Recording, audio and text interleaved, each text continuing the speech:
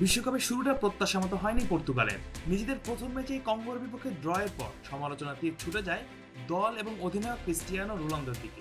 কেউ বা আবার রোনালদোর পাশে দাঁড়িয়ে বাকিদের সমালোচনায় বলেছিলেন পর্তুগাল নাকি এখনো পুরোপুরি ক্রিস্টিয়ানো রোনালদো নির্ভর একটি দল। তবে উজবেকিস্তানের বিপক্ষে 5-0 গোলের জয়ের পর সেই আলোচনায় নতুন মাত্রা যোগ করলেন ক্রিস্টিয়ানো রোনালদোর সতীর্থ পেদ্রো নেতো। উজবেকিস্তানের বিপক্ষে জোড়া গোল করে সমালোচকদের জবাব দিয়েছেন রোনালদো। তবে গণমাধ্যমের মুখোমুখি হয়ে নেতো স্পষ্ট করেই জানিয়ে দিলেন পর্তুগাল অধিনায়কের গুরুত্ব যতই থাকুক না কেন পুরো দল একজন খেলোয়াড়ের ওপর নির্ভর করে না।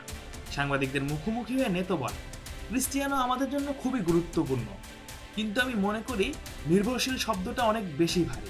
আমরা সবাই জানি যদি বক্সের ভেতরে তার কাছে বল পৌঁছে দেওয়া যায় তাহলে তার গোল করার সম্ভাবনা খুবই বেশি। তবে এখানে থামেননি পর্তুগিজ এই ফুটবলার। তিনি মনে করিয়ে দিয়েছেন বর্তমান পর্তুগাল শুধু একজন তারকার ওপর দাঁড়িয়ে নয়, বরং পুরো দলকে ঘিরেই তৈরি হয়েছে তাদের খেলার পরিকল্পনা। নেতোর ভাষায়, আমরা শুধু ক্রিস্টিয়ানোর জন্য সুযোগ তৈরি করি না, মাঠের প্রতিটি খেলোয়াড়ের জন্যই গোলের সুযোগ তৈরি করার চেষ্টা করি। আমাদের নিজস্ব কৌশল আছে, নিজস্ব খেলার ধরন আছে, তাই আমি মনে করি না আমরা ক্রিস্টিয়ানোর উপর নির্ভরশীল। তবে অবশ্যই তার প্রতি আমাদের পূর্ণ আস্থা রয়েছে। বাবা, এত এনার্জি কই পাও? এই পাওয়ার চুমুকে অ্যাকশন। আর রোনালদোর প্রতি সেই আস্থার প্রতিফলন দেখা গিয়েছে উজবেকিস্তানের বিপক্ষের ম্যাচে। প্রথম ম্যাচে গোলহীন থাকার পর দ্বিতীয় ম্যাচে জোড়া গোল করে বিশ্বকাপে নিজের অভিযানে নতুন সব রেকর্ডও করেছেন 41 বছর বয়সী কিংবদন্তি।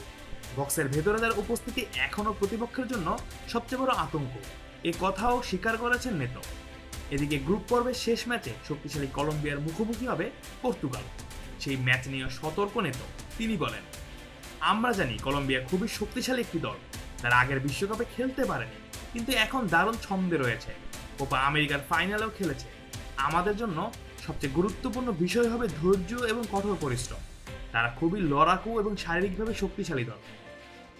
আমাদের তাদের সমকক্ষ হতে হবে, এমনকি সম্ভব হলে আরও বেশি ভালো খেলতে হবে।